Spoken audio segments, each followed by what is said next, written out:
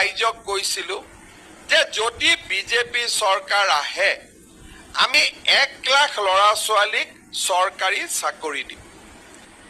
কোনেও মোক বিশ্বাস কৰা নাছিলে যে 1 লাখ চাকৰি ক'ৰ পৰা হ'ব।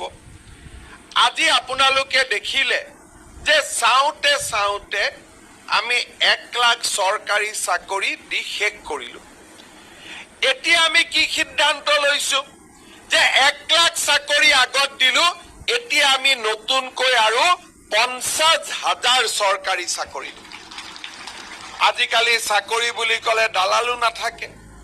পুলিচৰ ইণ্টাৰভিউ হ'ব জুলাইত, শিক্ষকৰ ইণ্টাৰভিউ হ'ব জুলাইত, চতুৰ্থ তৃতীয় বৰ্গৰ চাকৰি ইণ্টাৰভিউ হ'ব আগষ্ট ছেপ্টেম্বৰত।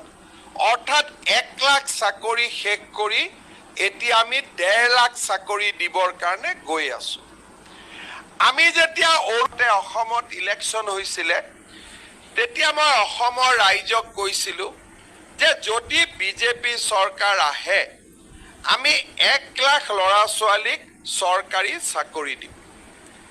কোনেও মোক বিশ্বাস কৰা নাছিলে যে 1 লাখ চাকৰি ক'ৰ পৰা হ'ব। আজি আপোনালোকে দেখিলে যে চাওঁতে চাওঁতে আমি 1 লাখ চৰকাৰী চাকৰি দি শেষ কৰিলোঁ।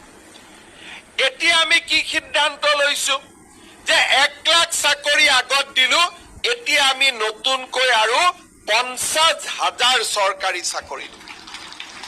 আজিকালি চাকৰি বুলি ক'লে দালালো নাথাকে। পুলিচৰ ইণ্টাৰভিউ হ'ব জুলাইত, শিক্ষকৰ ইণ্টাৰভিউ হ'ব জুলাইত, চতুৰ্থ তৃতীয় বৰ্গৰ চাকৰি ইণ্টাৰভিউ হ'ব আগষ্ট ছেপ্টেম্বৰত।